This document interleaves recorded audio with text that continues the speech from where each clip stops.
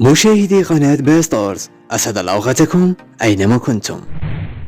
انتقدت الفنانة القديرة نرجس الفنانين المتضامنين مع محمد خساني، حيث اعتبرت أن خطأه هو إهانة للشعب الجزائري.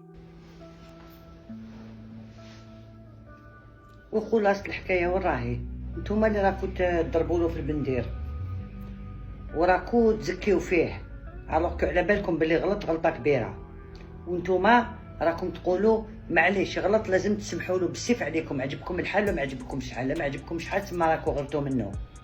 لا اوليو دو سا تعرفوا واش كان لازم تعملوا؟ انا نقول لكم واش كان لازم تعملوا. لو كان صح نيتكم صافيه كان لازم نتوما في بلاصتو ومعاه زيدوا تطلبوا السماح من الشعب الجزائري، تقولوا له يا الشعب الجزائري اسمح لنا على جال الغلطه اللي عملها. اوكي سمحوا لنا باسكو هذا صح عمل غلطه وحنايا نعتذروا منكم. بصح نتوما حاسبين الشعب كافي، بصح في لافان نتو هما الكوافا. كاين 48 مليون نسمه في الجزائر، كل طير يلغي بلغاه، كل واحد عنده الفكر بتاعو وليدي تاعو. دونك ديروا لهم قيمه، ديروا لهم قيمه، باسكو هادو هما اللي يطلعوكم ولا يحبطوكم. ما كان لا معرفه تاعكم، لا كي تضامنوا لا كي توقفوا مع بعضاكم، او وقفوا مع بعضاكم على الحق،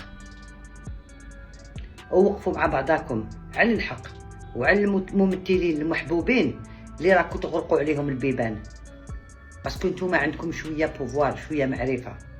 اوكي دونك هذه هي الدنيا. قال لك من حفر جبا لاخيه وقع فيه. ها ربي راهو قاعد على كرسي الحق وراهو يشوف كلش، وهو اللي يطيحكم وتطيحوا بالغلطه تاعكم.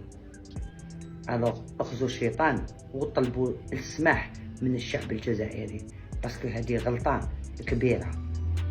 اوكي طيحتوا ب 48 مليون نسمه، طيحتوا بهم ونطوا تهضروا وتحلوا فمكم وتقولوا باللي تضامنوا. هذا اللي قال لك حزق وعنقه طويل. السلام عليكم. وتشجيعا لنا اضغطوا على زر الإعجاب.